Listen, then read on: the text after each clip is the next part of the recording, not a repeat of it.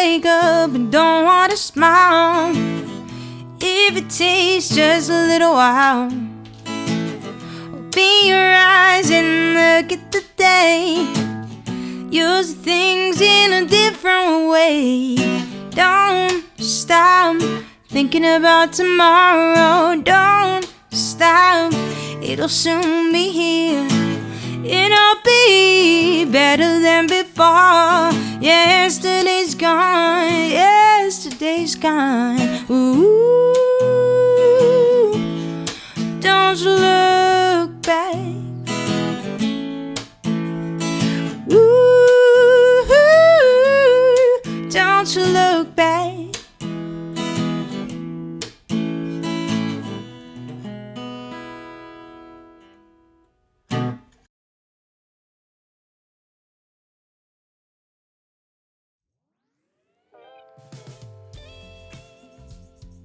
Welcome, guys, to episode 21 of Covers Off the Street. Can't believe it's been 21 episodes. Pepper, you want to join us? Pepper says, hey. She's been so antisocial all day, except for right now. So, she wants to be where the party is at, right, Pepper? For those of you who are new, Covers Off the Street was started because of the pandemic, and I couldn't go out and street perform and all that stuff, and you know, that might be changing fairly soon. But the idea of it was sharing my life with the things that you don't see, so we could still connect and I can still create my fan base and nourish the one that I already have.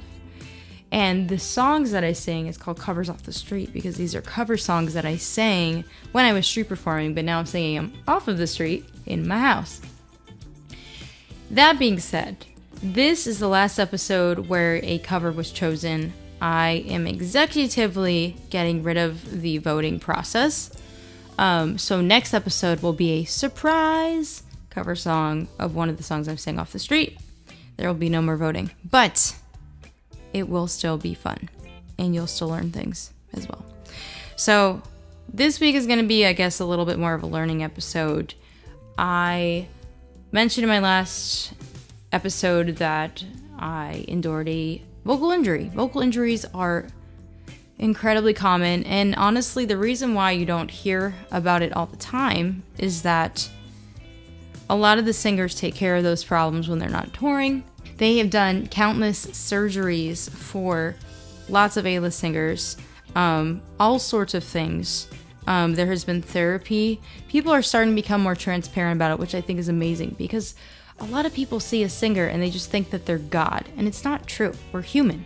We may be doing something that's very powerful, that's almost God-like because it comes from nothing, and that's kind of, you know, the power of creation and everything. I can see why people add up to that. There's also a lot of criticism when it comes to it. It's not an easy career, and people hold them to such a high standard when it comes to being an A-list artist, a celebrity, very successful. But it happens at every level. Even if you Google it, who has had a vocal injury other than like the ones you've heard of Adele, it'll give you a good list of like at least 30 of them. And the rest of them have honestly probably kept them hush hush. Because they don't want to receive the attention or shame. They don't want to worry their fans. They just want privacy. And, you know, they don't have to share it. The reason I choose to share it is because we could be doing better as a people and as a community in general, as music lovers, to support each other and to support other artists. So I mentioned last episode that I had, past tense, a polyp, and was trying to do the natural way to heal it or to live with it forever. And my polyp was built of blood. Gross, right? Some polyps are blood like mine was. Some of them turn into more of like a liquid, like water, saline, like a regular blister that's not made out of blood, but made out of gross fluids from the body. And that's literally what it is. So I'm breaking down a little bit more of, before I go into my story itself, I'm breaking down exactly what it is again. So polyps are blisters that can develop, can rupture. They usually hemorrhage, rupture from the vocal cords. The vocal cords look like this. They look like a female reproductive organ. And they're all comes in different shapes and sizes.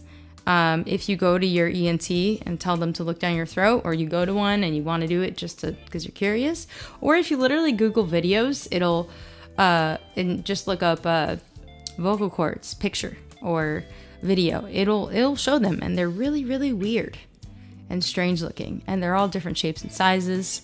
And so now I will say I am not a professional practitioner, a vocal therapist, an ENT by any means, but I'm just going to pass on the knowledge that I learned, so that way if you're a singer or you're just a human being that is absorbing this vlog, will have better knowledge of it, so you can do better to support your favorite singers, or if you are a singer, so you know better. Pepper, you're making this very hard to concentrate, but I appreciate you hanging out. She's cute, isn't she? Even if you're not a cat lover, she does play fetch. So she's pretty dog-like, if you haven't noticed already. The reason people get polyps, there's so many reasons. The reason why I got mine is still unknown, I would say. We never figured out the exact reason, but I can give you the storm of events. So we talked about last episode, I was put on a bunch of allergy medication, and I was really tired and run down from making the album happen after going through a ton of trauma with that. Having put that out, just being really tired, being a one-man band and pushing it to keep it going, keep it marketing while trying to get out of debt and stuff. And not just like I'm not saying like get out of debt of like a credit card bill. I mean like with myself. And out of debt of just my over health and well-being and mental health and everything. After going through that, it was very stressful. And so stress is literally like one of the top number one killers to health, to the body, to the mind. So that I was under a lot of stress. I was put on medication that was bad for vocal cords, which I didn't know at the time. 3 different times. 3 different things to dry out my vocal cords. Yay me. I was also, because I was having some sinus issues, or so I thought. Hair everywhere, of course. Cat owners, and dog owners, and fur baby owners, you totally get where I'm coming from. So I was going through that, and then I was tired. I was going nonstop. I would take days off and stuff, but it was hard to slow down, and I would do the best that I could. And I started, being really, I wasn't just hard on myself, because I was just really disappointed with the way that everything turned out with the album in terms of its release and putting it together. But I was just also really disappointed just in general with how much I could get out of myself at the time. I don't know, I was just overall just happy to get it done with, to like get done with the process, but disappointed because it wasn't as fun as I wanted it to be. The artistic part. Any future releases, I'm really hoping like that I can enjoy a little bit more of it. So I was under a lot of distress, and then I also was just getting back. I was taking care of myself, but I was going through the motions and really trying to take care of myself. But when I was singing, I'd forget to I would forget to take breaks. And they say that if you sing for a long period of time, then you're forgetting to take breaks. And I don't just mean like breaks during a set. I mean like taking a week off and just not using my voice at all. And because I needed the money, and that was really hard. And so I wouldn't take a break. They say to take a break after about 15 minutes or so, and especially for doing a long gig, and I was failing to do that. And so I think the combination of just not knowing how to get through what I was going through without just having to keep pushing until I got through it. Plus the medication, plus the stress that I endured, plus the trauma I endured, definitely was a huge influence to that injury that happened. And they can happen. That's the other thing, is I've had friends where they've literally had a cold and then they had another cold back to back, and they were singing and they kept getting sick. And because when you're a voice user and use it all the time, it gets stronger, but it also gets more vulnerable because you're using it all the time. And so even if you are the healthiest singer, there is still a chance that you will get a polyp or an injury or anything. It's just a part of the job. And a lot of people don't understand that. They think, oh, they abuse their voice. Oh, they smoked. And yeah, there are those things that we don't know that are bad for us that we do. We make mistakes. I forgot to take breaks. But yes, people say like, oh, do you have bad technique or maybe better technique? Your technique can always be better. What I sound like is very much not natural. I was watching a TV show and Ed Sheeran was saying like how natural talent is a bunch of BS. It's so true. We don't start off that way. Yeah, we start out with a gene of a music ability, a natural ability to pick things up, or an interest or a passion. We don't sound like this. It does not sound good, or it doesn't sound great. You might carry a tune. There might be a natural little voice in there that sounds like it could be something, and that is because of the structure of the vocal cords, your jawline, your teeth, all of that nasal cavity. That is literally where your sound comes from. We could be doing the best we can. We could have the most perfect technique, still can get an injury because it's just part of the job. Like, there's always a risk. So what we do is we just do the best to take care of ourselves. And so for me, I got unlucky and I was under the most stress that I probably had ever been in my life. And that's what happened. So anyways, the other type of injury, there's a couple others. So there are cysts. People can develop cysts, which are like little moisture, I don't know what to call them, but they're just like little moisture cysts that develop. And again, these are not cancerous, anything like that. They're not anything like that. Granulomas are a whole nother different thing. If you want to learn about that, look up John Mayer's story. He did not have cancerous granuloma, but those can sometimes be those things. Anyways, so back to what I was saying about vocal injuries. Yeah, so I did not have that. Usually when you have a polyp, there's one. You can develop two, but it's not common. There's a bunch of stories of other singers who've done that, where they have developed more than one, but for the most part. And then sometimes they go away on their own, but most of the time they need surgery. And unfortunately, mine turned into one of those cases where I could have kept living with it, but I'll share about that in a second. So the last one that now there might be more, I'm not a doctor, but this is what I know from the top of my head. The other one is, okay, so backtracking, the other injury that a lot of people say, oh, do you have nodes? So nodes is not what I had. Nodes is literally callus so these are your vocal cords, right? Right here, and then this kind of holds it together. And this, by the way, it goes this way. It stretches back and it expands. The way that this works, it expands when it goes lower and then it stretches back when it goes higher and it gets tighter. And so for me, I was singing up high and it was just so tired that it stretched. It couldn't, and it just did not want to be a rubber band. And that's when it developed a polyp. When it's nodes, it's usually from the rubbing together, it created calluses.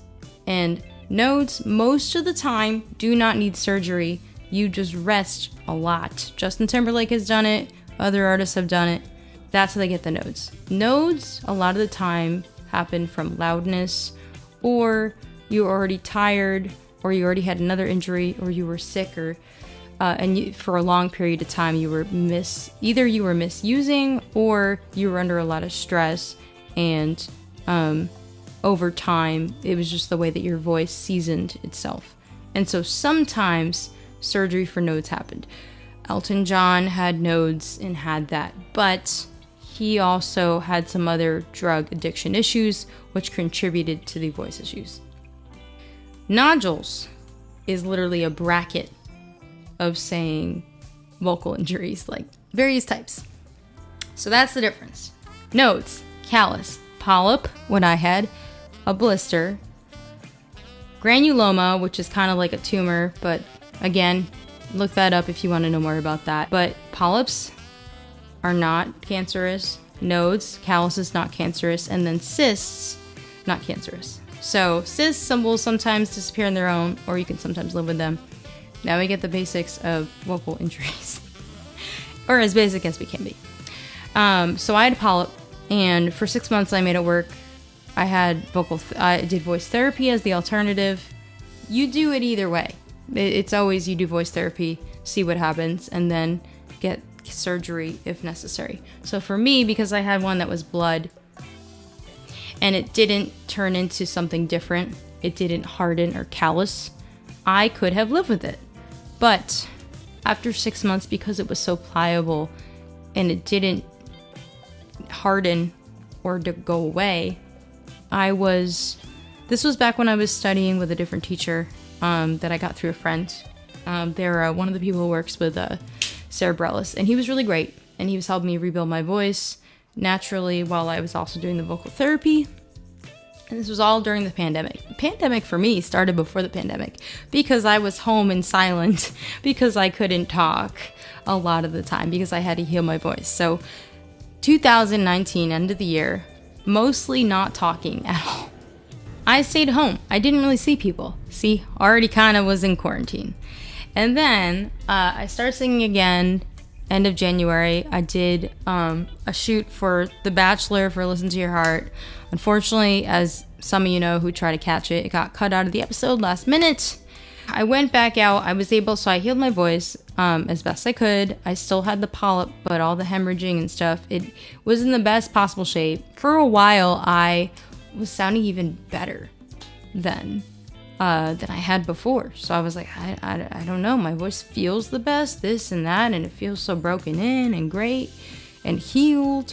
For a while, up until June, I was able to live with it and work around it. But I was definitely more tired more easily, and there were a lot of things I would do extra that normally somebody without an injury wouldn't be able to do. So in June, I was practicing my voice teacher at the time's exercises, just practicing. And something just didn't feel right. And so I just kept trying to practice and kind of work through it. I just remember doing a lip trill, which sounds like this. And I was trying to do it in one of these straws. Woo! You hear how clean that sounds? It goes from bottom to top to bottom. So this one day, it didn't sound right. It sounded like something wasn't right. Something was in the way of the sound. So I tried to work it out and just smooth it out by finding the right balance in my voice like I normally do, but my voice didn't want to do it.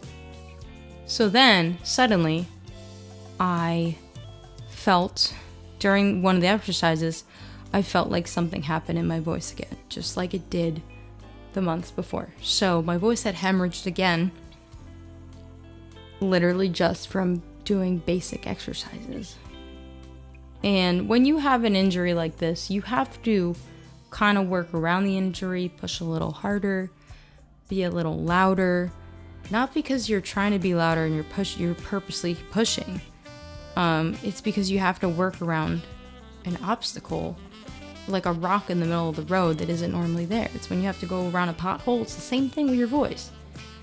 So that's what happened to me, and my voice got tired of doing that. And so the polyp got bigger. And so I went to the ENT and I said, I think it hemorrhaged again, because it was literally the same thing where my sound was blocked. So he takes a look and he said, yeah, your polyp got bigger. I took a breath and he sat down. He said, do you have any questions? And I said, yeah, I do. Do you think I should do the surgery? And he said, probably, because it's not getting smaller, it's getting more in the way. I said, awesome. So I was like, let's do it. Now this is the middle of the summer last year. So from then I took a break and I didn't really sing very much. I went into the studio a couple times because I didn't know how long it would be that I would be out. So I said, okay, great. Can we schedule the surgery in August so I have a little bit of time to record?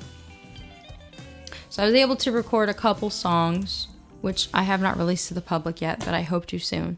It was kind of scary. I didn't know, I mean, I knew it was a safe procedure, but still, it's just going through that thing is really scary. I was scared that my sound would change. I know that he said that it was like less than 1%. He said your sound wouldn't change. The most that would happen would be like some very small amount of scarring, but it's still a very small percentage. But I was still nervous because there's just so much unknown. And so I saw Amy, I told that voice teacher, you know, like what was going on, and he was really supportive and stuff. And then I went back to Amy Chapman, voice therapist and current teacher, and she helped me get ready for these studio sessions where I had to do like so much extra just to sing around in a healthy way, but to sing around this giant blood thing. One of the songs that I'm going to be releasing, you will hear it, but you can't even tell that I had an injury because she's that amazing at helping others just kind of make the best of a situation of a voice disorder. So I had my surgery I believe it's August 13th of last year. And I didn't tell anybody. I didn't want to scare anybody. And it was so low key. I don't know if anyone has been to the hospital during a pandemic, but especially in Tarzana, which is a little bit far away from the population of LA. It's considered part of the valley, but it's different. And I just remember going in and like feeling kind of nervous, and me and one of my producers, we got on the phone, and he's Christian, so him and his partner of first company, we all prayed together, and we didn't know how my voice would turn out, and because there's always a risk, and so we just talked, and we didn't know when I would talk again, because they say they make you wait 2 weeks and everything, which we'll talk about in the next episode. But I did the surgery, and I just remember being brought to the back, and I was wearing like 2 masks, and they made me wear their own mask. During a pandemic, you have to wear nothing from the outside world, including your own mask. And I think that happens normally anyway, but they were even more strict about it. And so I put my things in a bag, in another bag, and then they put that in the closet. I'm just, so they have the IV in my arm and everything, and here's a picture of what I looked like. It was, it was nerve-wracking a little bit, and I was listening to the music that I had recorded just before the surgery. That was my surgery, and obviously I have a voice again, so it worked out. It was successful. Next episode, I will be covering the rehabilitation of my voice, which is way more complex than a lot of people know. So stay tuned. Do not forget to like and subscribe and share with your friends if you like this, and if you're having a good time. No matter what, just like and subscribe. Share with your friends. And I will see you next time. Thank you guys so much. See you later. Thanks for watching. Please consider supporting Sarah Lightman on Patreon.